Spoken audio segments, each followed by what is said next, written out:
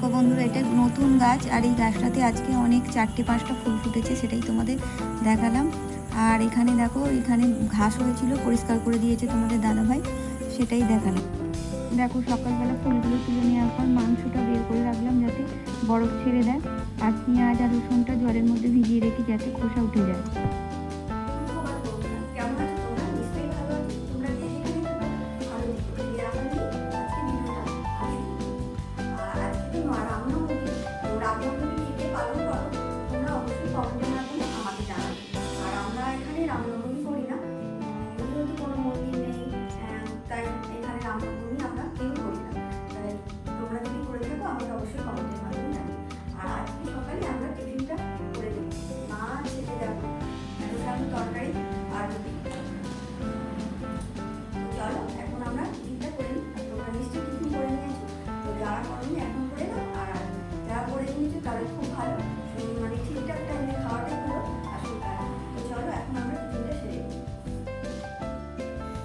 দেখো মা ছেলে দুজনে মিলে একসাথে বসে খেয়ে নিলাম, আর খাওয়া দাওয়ার পরেই তো একদম কাজ শুরু করে দিয়েছি।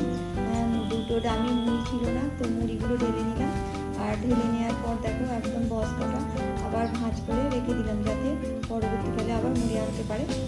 তো নিয়ে জায়গা মতো রেখে দেবো, আর মুড়ি ড্রামগুলো জায়গার মতো রেখে দেবো।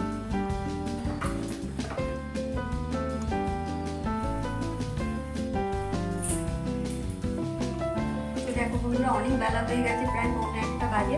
তো ভাত বসিয়ে দিয়েছি, আর এদিকে মানে উচ্ছে ভাজাটা হচ্ছে, সাথে আলু দিয়ে দেবো। দেখো তোমাদের দেখাচ্ছি।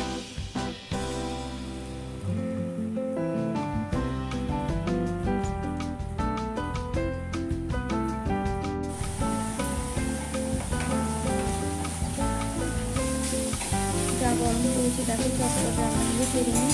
আসলে বাথরুমটা পরিষ্কার করতে গিয়ে আর মানে স্নান সেরে এসে পুজো না দিতে তো হয় না, তাই চিনিটাও একেবারে করে নিলাম, আর তারপরেই রান্না করতে আসতে অনেকটা রেডি হয়ে গেছে। আসলে 3 পিস মাছ তো, তাই সাইডে আমি আলু পেঁয়াজটাও দিয়ে দিয়েছিলাম। আলু পেঁয়াজটাও ভাজা হচ্ছিল সাইড দিয়ে। তো দেখো মাছগুলো ভাজা হয়ে গেছে, তারপর আলু পেঁয়াজটা একটু ভালোভাবে ভেজে নিয়েছি, নিয়ে এবার কাঁচামরিচটা দিয়ে দিলাম। আজকে ভোলা মাছ দিয়ে আলু পেঁয়াজ দিয়ে কাঁচামরিচ দিয়ে ঝাল হবে। দেখো তরকারিটা ফুটে গেছে, তো এবার আমি মাছটা দিয়ে দেবো, আর আমার মাছ দিয়ে একটু ফুটে উঠলেই তরকারিটা মানে কাসুন্দি দিয়ে ভোলা মাছের ঝালটা রেডি হয়ে যাবে। তো কড়াইতে রসুন পেঁয়াজ দিয়ে দিয়েছি, তেল দিয়ে দিয়েছি, আর এবার মশলাগুলো এক একে দিয়ে দিচ্ছি। ভালো করে কষিয়ে নিয়ে তারপর মাংসটা দিয়ে দেবো।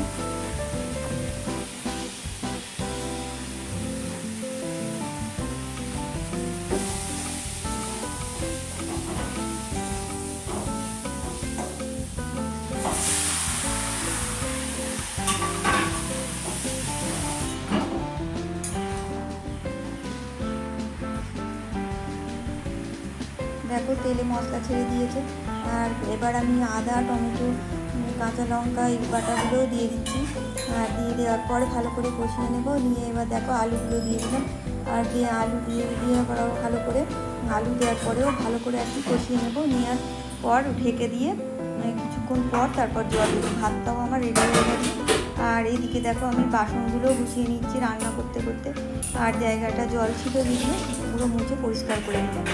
তো এবার দেখো মাংসটা আমার জল দেব, জল দিয়ে ঢেকে এবার আবার ঢাকা দিয়ে দেবো। এবার ফুটে উঠলে মাংসটা রেডি হয়ে যাবে। আর দেখো মাংস আমার রেডি হয়ে গেছে। ভাত, মাংস, আর এখানে উচ্ছে আলু ভাজা, চাটনি, আর মাছের ঝালটা দেখাতে দিয়ে রেখি, তো পরে আবার দেখিয়ে দিয়েছি। দেখো এটা মাছের ঝাল। দেখো অনেকটা বেলা হয়ে গেছে, প্রায় 2টো বাজে। এবার আমরা খাওয়া দাওয়াটা সেরে নিই, আর তোমরা প্লিজ একটু সঙ্গে থেকো। তো এসব বন্ধুরা ধৈর্য ধরে আমার ভিডিওটি দেখছো, তোমাদের অনেক অনেক ধন্যবাদ। তো লাইক, কমেন্ট, শেয়ার করতেও ভুলো না, আর সাবস্ক্রাইব করো। আমার ভিডিওটি যদি তোমাদের ভালো লেগে থাকে তো সাবস্ক্রাইব করতেও ভুলো না। দেখো সমস্ত তরকারি আমি বাটিতে দিয়ে দিয়েছি, আর এবার মাছের ঝালটা এক জায়গার মধ্যে রয়েছে, আর চাটনিটাও একটা জায়গার মধ্যে রয়েছে, আর পাতের মধ্যে উচ্ছে আলু ভাজাটা দিয়ে দিয়েছি। তো আমরা খাওয়া শুরু করে দিয়েছি, তোমরাও সবাই খেয়ে নাও। আর যদি না খাওয়া হয়ে থাকে তো এখন খেয়ে নাও, আর যাদের খাওয়া হয়ে গেছে তারা খুব ভালো কাজ করেছো, কারণ সময় মতো খেয়ে নেওয়াটা খুব বুদ্ধিমানের কাজ।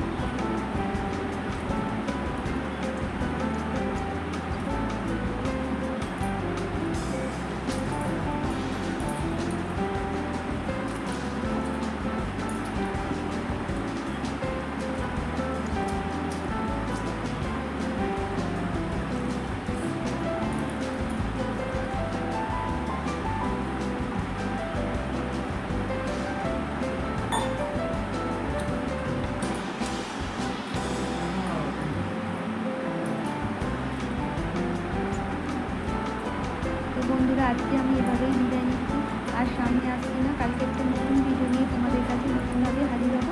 আর ততক্ষণের জন্য তোমরা সবাই ভালো থেকো, সুস্থ থেকো, আনন্দ থেকো, আর সবাইকে আনন্দে ভরিয়ে রেখো।